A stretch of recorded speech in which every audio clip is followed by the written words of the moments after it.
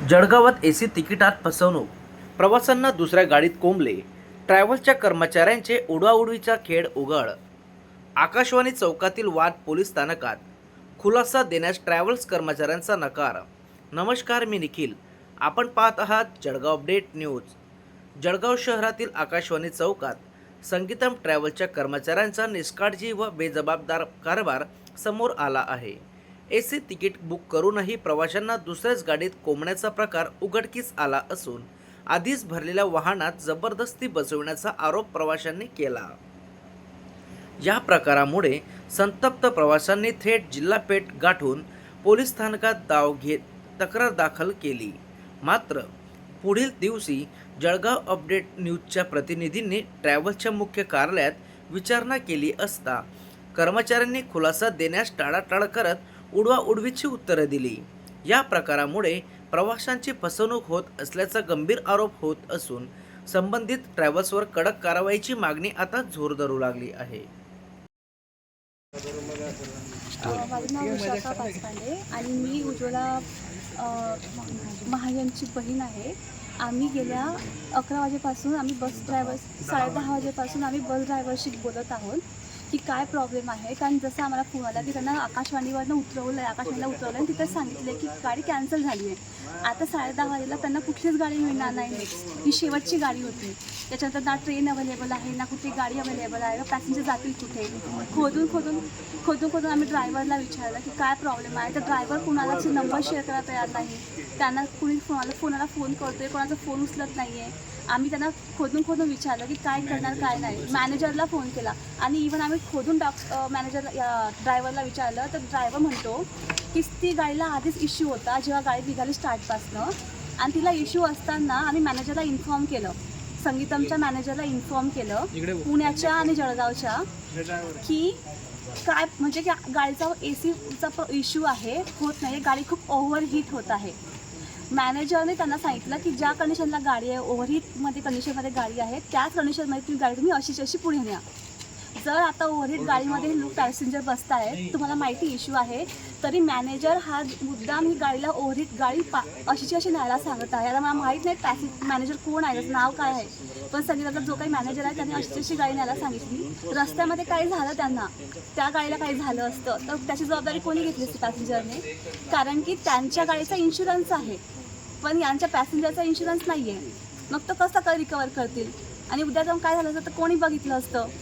कारण प्रत्येकाला माहिती आहे की जेव्हा ट्रक किंवा ट्रॅव्हल्स किंवा एखादा कुठल्या एक मोठ्या गाडीचा संगीतम ट्रॅव्हल्स एखाद्या मोठ्या गाडीचा ॲक्सिडेंट झाला की त्या ठिकाणी पॅसेंजरची गैरसोय बघून जे कोणी ड्रायव्हर कंडक्टर असतात ते गाडीमधनं पडून निघून जातात. ती गाडी याच कंडिशनला ठेवतात. मग त्यानंतर पॅसेंजरने काय करायला पाहिजे त्या कंडिशनमध्ये?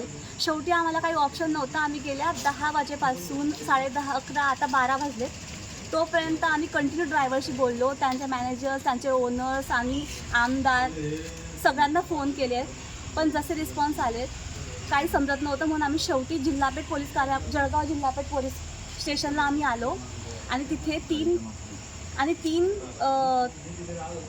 पोलीस अधिकाऱ्यांसोबत कंप्लेंट रेज केली. इथे आम्ही 10-15 लोकांनी आमच्या नावांसोबत पोलीस कंप्लेंट रेज केली आहे आणि त्या कंप्लेंट रेजमध्ये आम्ही गाडीसुद्धा जमा केली आहे. गाडीचा नंबर काहीतरी 2225 62225 असा आहे आणि अशी गाडी आम्ही इथे आता जमा केली आहे.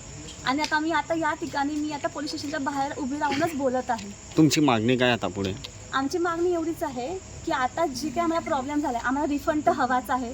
कारण जो 48 नंतर करोना होते तो आम्हाला ठीक आहे उद्याच हवा आहे, कारण आम्हाला त्याच पैशांमधनं आमचं उद्याचं तिकीट करायचं आहे जी गैरसोय झाली आहे. आणि प्लस आम्हाला जो त्रास झाला आहे, मनस्ताप झाला आहे किंवा आता उद्या जाऊन चार्जेस काय असेल उद्याचे हे आम्हाला माहीत नाही. कारण आम्ही आजच्या वेळेनुसार चार्जेस केलेत. आम्हाला त्याचे चार्जेसची भरपाईसुद्धा उद्या हवेत, कारण आम्ही उद्या ऑफिसला सुट्टी घेणार. त्याचीसुद्धा भरपाई करून पाहिजे की आमची जी सुट्टी टाकणार, कुणाला जॉईनिंग करायची आहे, कुणाला सुट्टी घ्यावी लागेल, कुणाची मीटिंग्स आहेत, तरीसुद्धा त्यांना काही फरक पडत नाही. तर आम्हाला त्याचीसुद्धा भरपाई हवी आहे. आणि दुसरी गोष्ट की मी रिक्वेस्ट करेल की संगीतमची ट्रॅव्हल्सची बुकिंग नेक्स्ट टाईम पुढे जाऊन कोणीच करू नका, कारण जे प्रसंग आमच्यावरती आला आहे तो उद्या तुमच्यावरती पण येईल. तर कृपया तिची कुठलीच बुकिंग करू नका. तर पहिले निखिल सुभाष पाटील, राहणार पिंपराळा इथलंच आहे आणि आम्ही बस तिकीट बुक केलेलं होतं रेड बसवरनं संगीतम गाडीचं. 225 नंबर गाडीचा आहे. आम्ही बसलो होतो IMR गाडीमध्ये आणि तिथे जनरली गाडीचा AC किंवा गाडी अर्धा तास पहिले सुरू केली जाते कधीही, कारण गाडी गरम असते. त्यांनी गाडी सुरू केली नाही. आम्ही गाडीमध्ये बसल्यानंतर त्यांना सांगितलं की AC सुरू करा, तर ते म्हटले की गाडीचा गॅस संपलेला आहे, आम्ही नेरीला तो भरणार आहे. त्यानंतर ती गाडी त्यांनी आकाशवाणीला आणली. आकाशवाणीला अजून कस्टमर्स बसले त्याच्यामध्ये. त्याच्यानंतर ते सांगायला लागले की आता असं झालं आहे की गॅस भरता नाही येणार कारण पाईप फुटलेला आहे त्याचा, गॅसचा काय असेल तो ACचा. तर त्यांनी ते सांगितल्यानंतर आम्हाला असं म्हणत आहे की आता आमचे जे मॅनेजर्स आहेत ते म्हणतात गाडी कॅन्सल करायची. आणि एवढी सगळी जी लोकं आहेत त्यांना सगळ्यांना कोणाला ऑफिसला जायचं आहे सकाळी लवकर उठून, सोमवार आहे आज, रविवारी आम्ही त्याच्याकरता निघत होतो. त्याच्यानंतर कोणाला हॉस्पिटलचे अपॉइंटमेंट्स आहेत, कोणाला काय कोर्टचे कामं आहेत. त्यांचे सर्व नंबर इथं बंद आहेत. कोणीही त्यांच्या ड्रायव्हरचा फोन नाही उचलत आहे. ड्रायव्हरला विचारलं कारण की AC चालू होईल का, तो म्हणतो नेरीला गॅस भरू. त्याला विचारलं क्लिअरली चालू होईल का, तो सांग नाही तर बंद, आम्ही तिकीट कॅन्सल करू. तर तो तेव्हा जाऊन म्हटला की नाही दादा म्हणे गाडीचा AC चालू होणार नाही. 2-2, 2.5, 3-3 वर्षाचे मुलं हा व्यक्ती घेऊन जात होता. ACची एकही खिडकी ओपन होत नाही, पूर्ण एअरटाईट बस आहे. त्यामध्ये हे लोक 500-500 किलोमीटरवर लहान लहान मुलं, लेडीज, जेंट्स सगळ्यांना घेऊन जात होते. जर कोणाचं काही झालं असतं तर उत्तरदायी कोण राहिलं असतं. त्याकरता आम्ही आता जिल्हा पोलीस स्टेशनला आलेलो, जिल्हा पेठ पोलीस स्टेशनला. त्याच्याकरता तक्रार नोंदलेली आहे. आता याच्यावर काय कारवाई होईल किंवा आम्हाला पैशांकरता पण आम्ही रिफंड पण मागितला तिकीटचा. तर त्यांनी असं सांगितलं 48 तासानंतर आम्ही तुम्हाला कळवू की तुम्हाला पैसे मिळतील की नाही मिळतील. आमच्या वेळेचा इथं काही महत्त्व नाही आहे. त्यांचे मालक लोक फोन उचलत नाही ना, त्यांचे मॅनेजर लोक कोणीही तिथं प्लस त्यांचा जो ड्रायव्हर आहे तो सरळ म्हणतो तुम्ही गाडी फोडा, मला कोणीही येणार नाही, असं त्यांच्या ड्रायव्हरचं म्हणणं आहे.